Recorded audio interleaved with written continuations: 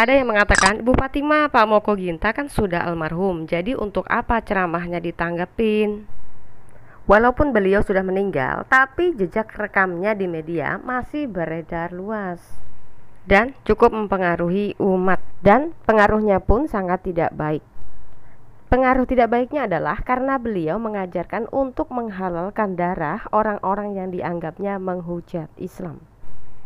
Katanya Islam kan indah, penuh rahmatan lil alamin. Harusnya lebih baik dari ajaran Yesus dong. Yesus sudah mengajarkan kita agar kita tidak membalas kejahatan dengan kejahatan.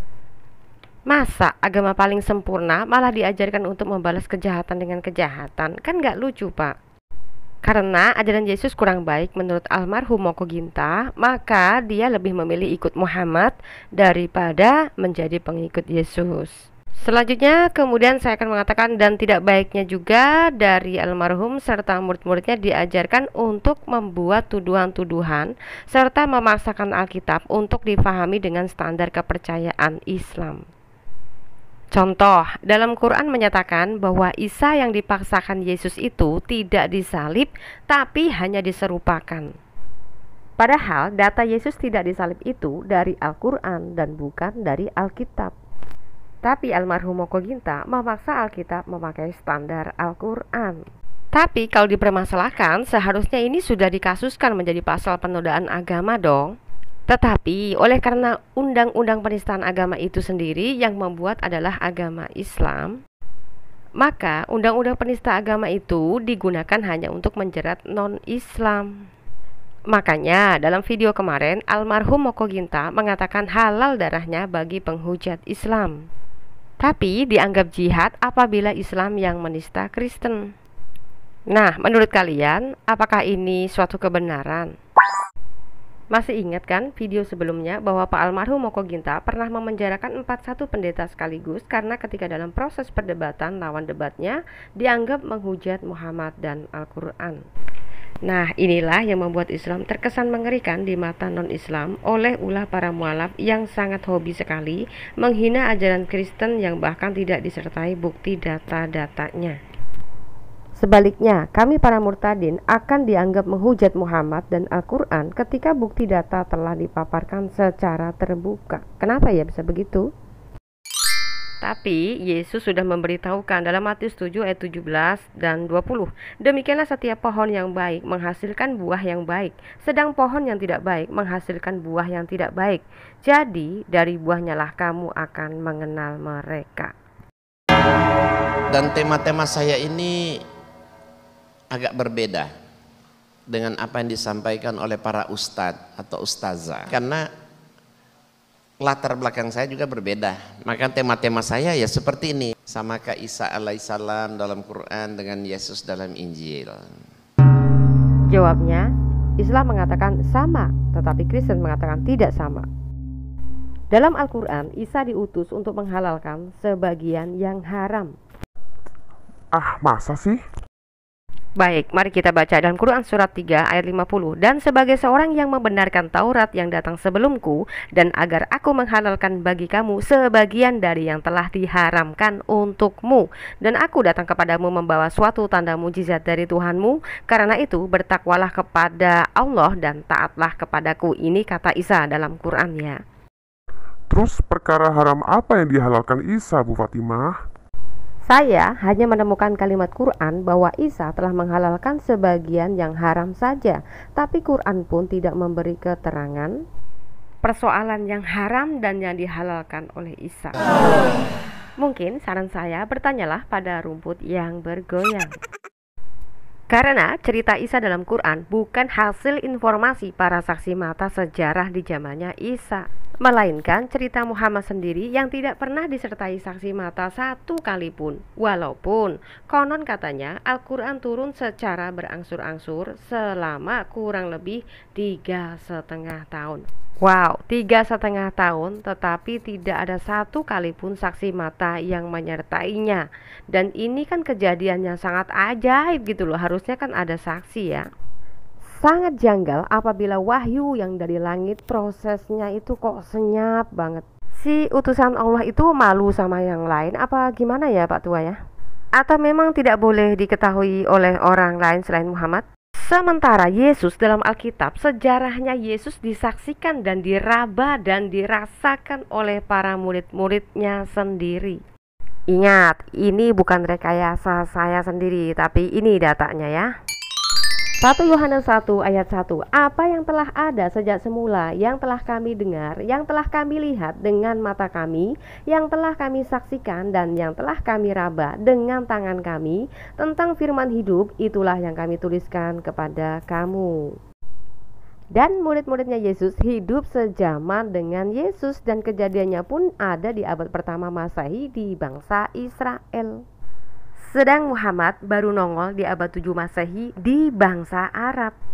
Aduh, jauh amat ya Pak. Terus mana yang mau dipercaya Pak? Mana yang bisa dipercaya, Alkitab atau Al-Quran? Nah, sekarang teman-teman silahkan berpikir, mau percaya Al-Quran yang proses kabarnya dari roh yang sampai sekarang belum bisa dibuktikan itu beneran Jibril utusan Tuhan atau setan yang diutus Allah Mekah.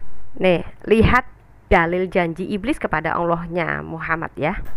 Quran surat 38 ayat 82. Iblis menjawab dan memohon lagi, "Wahai Tuhanku, demi kekuasaan dan kemuliaan-Mu, berilah aku kesempatan menggoda manusia. Pasti aku akan menyesatkan mereka semuanya dengan tipu dayaku, sehingga mereka memandang baik perbuatan buruk."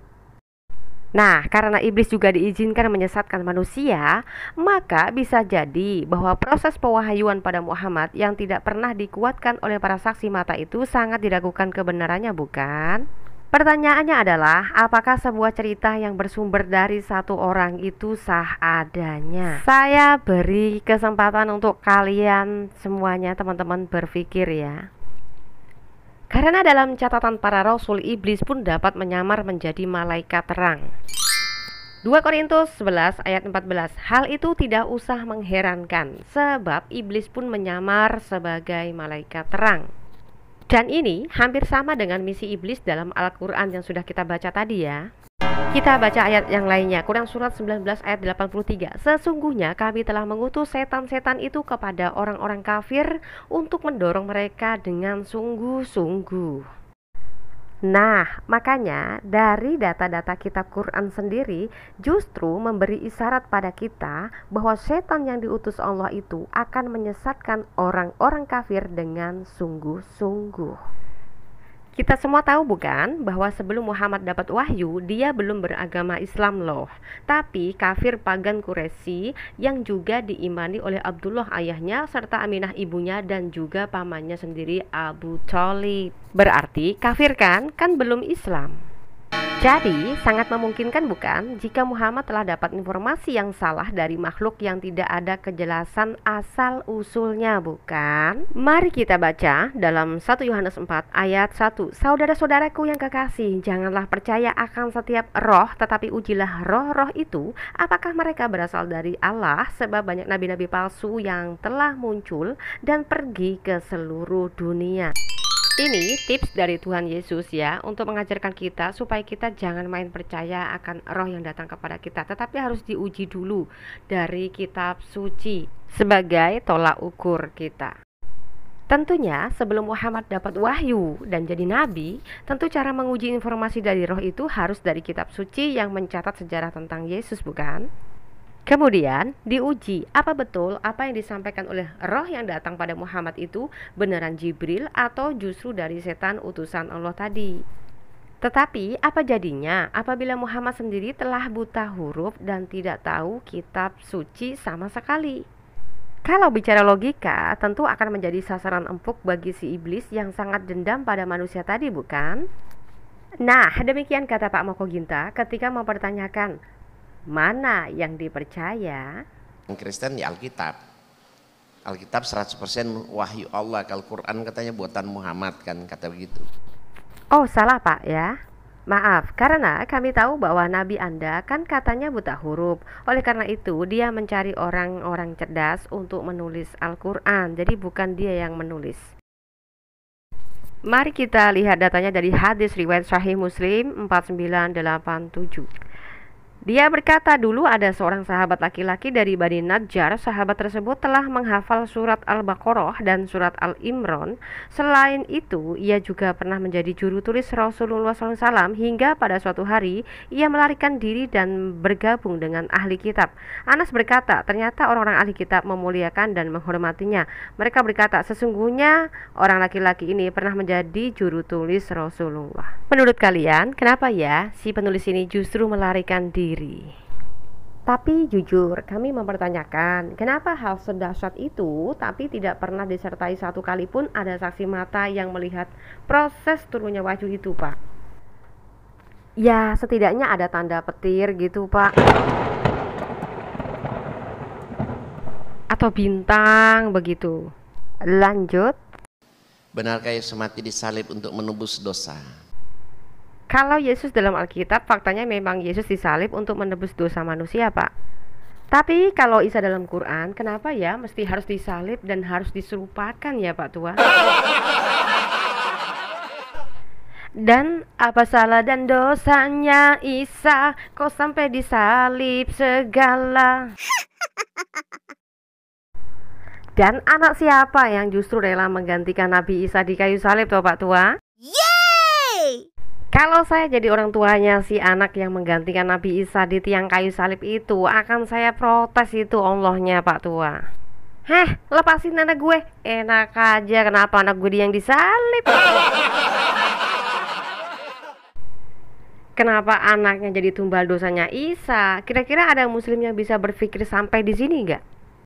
Oke, lanjut, Pak. Kenapa orang Kristen sulit masuk Islam? Karena mereka merasa Yesus sudah begitu baik. Mana ada orang katanya seperti Yesus. Sampai-sampai dia rela mati di kayu salib, mengorbankan dirinya untuk menebus dosa mereka. Sehingga mereka kalau pindah agama takut kualat katanya. Ya, sudah dijamin pasti masuk surga. Kok pindah ke agama Islam? Katanya Islam masih serba insya Allah kata mereka seperti itu kan. Nah, jika menurut Pak Tua Isa tidak boleh dikorbankan, maka siapa yang menggantikan Isa di kayu salib dong, Pak Tua? Oke, kalau Islam menolak Tuhan sebagai pengampun atau penebus dosa manusia, baik, upayakan semua murid-murid Anda menabung uang sebanyak-banyaknya agar dapat mencium batu penebus dosa umat Islam. Ini hadisnya, hadis riwayat Musnad Ahmad 5364. Batu Hajar Aswad menghapus dosa sehabis-habisnya. Pantes sampai berdesak-desakan begini ya. Ya ampun, kasihan, nggak ibu-ibu, nggak laki-laki campur. Tema-tema saya semuanya ini berhubungan antara perbandingan agama lah. Oke, kalau Bapak mengangkat sebuah tema soal perbandingan agama yang artinya ingin membandingkan ajaran Kristen dengan Islam kan? Maka saran saya jangan diancam atau dijeblosin penjara dong ketika Kristen juga akan membuat perbandingan agama antara Alkitab dan Al-Quran ya, Pak. Apalagi kalau sampai bilang halal darah orang yang berani bahas Quran dan Muhammad. Sebagaimana kalian boleh menyelidiki Alkitab, Kristen juga jangan ditekan dong. Kan katanya agama sempurna, masa begitu sih? Lihat tema-tema ini semua kan ya, khusus dakwah kepada orang non-muslim. Kalau bahas perbandingan agama bukan dakwah, Pak, namanya.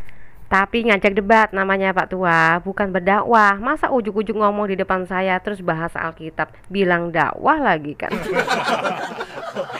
Berdakwah kepada orang non-muslim itu sebenarnya merupakan salah satu perintah Allah yang harus kita tunaikan.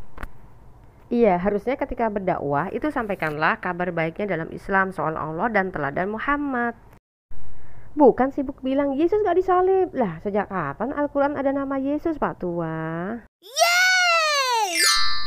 By the way, ini nama Muhammad dengan Allah kok bisa sejajar di tembok ya, Pak?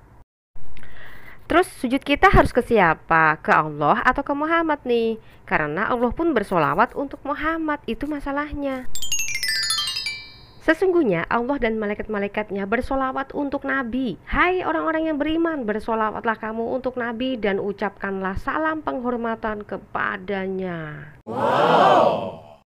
Jadi hati harus bercabang jadi dua begitu ya. Nah, kalau Allah dan umatnya serta malaikatnya juga bersolawat untuk Muhammad, maka kesimpulannya yang harus diesakan itu siapa ya? Siapa yang layak menerima pujian dan hormat, Pak Tua? Wahyu 4 ayat 11, Ya Tuhan dan Allah kami, Engkau layak menerima puji-pujian dan hormat dan kuasa, sebab Engkau telah menciptakan segala sesuatu, dan oleh karena kehendak-Mu semuanya itu ada dan diciptakan. Tapi kalau Allahnya Muhammad justru memberi hormat pada Muhammad. Oke, pertanyaannya, apa kontribusinya Muhammad terhadap umatnya sehingga dia sampai layak menerima hormat dari Allahnya juga malaikat serta umatnya? Wajar nggak sih? Apakah Muhammad mengaku sebagai jalan menuju surga? Atau sebagai juru selamat manusiakah? Atau sebagai manusia suci tanpa dosakah? Atau mungkin dia memiliki gelar terkemuka di dunia dan akhirat. Atau mungkin dia pernah mengalami mati dan bangkit dan hidup selama-lamanya seperti Yesus. Atau mungkin dia sebagai hakim manusiakah?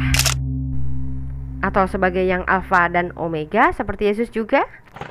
Atau sebagai orang yang tahu hari kiamat?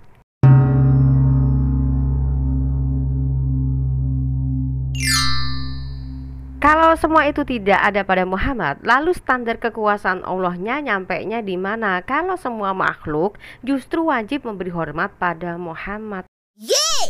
Sebegini jelasnya mata kita disajikan fakta dan data saja, kalian tidak sanggup melihat.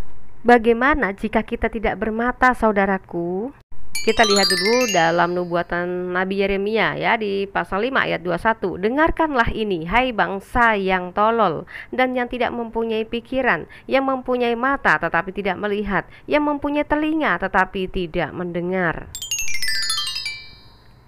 Ayat 22-nya, masakan kamu tidak takut kepadaku? Demikianlah firman Tuhan, kamu tidak gemetar terhadap aku. Bukankah aku membuat pantai pasir sebagai perbatasan bagi laut, sebagai perhinggaan tetap yang tidak dapat dilampauinya?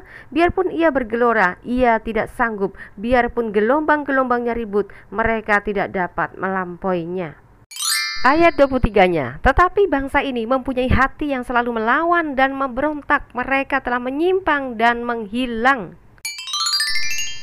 Yeremia 5 ayat 30-31. Kedahsyatan dan kengerian terjadi di negeri ini. Para nabi bernubuat palsu dan para imam mengajar dengan sewenang-wenang, dan umatku menyukai yang demikian. Tetapi apakah yang akan kamu perbuat apabila datang kesudahannya? Apa yang terjadi, saudara, apabila Tuhan Allah semesta kita dilecehkan sedemikian rupa? Allah Israel itu adalah Allah yang maha kudus. Jadi Tuhan Allah Israel tidak pernah menganggap satupun manusia itu layak dan suci, melainkan dialah yang mensucikan kita dari dosa-dosa melalui darahnya yang tercurah untuk kita. Makanya sangat heran Allah dalam Islam kok memberi sholawat pada Muhammad. Hosana, Hosana, aku memujimu. Haleluya, haleluya, aku menyembahmu. Amin. Tuhan Yesus memberkati.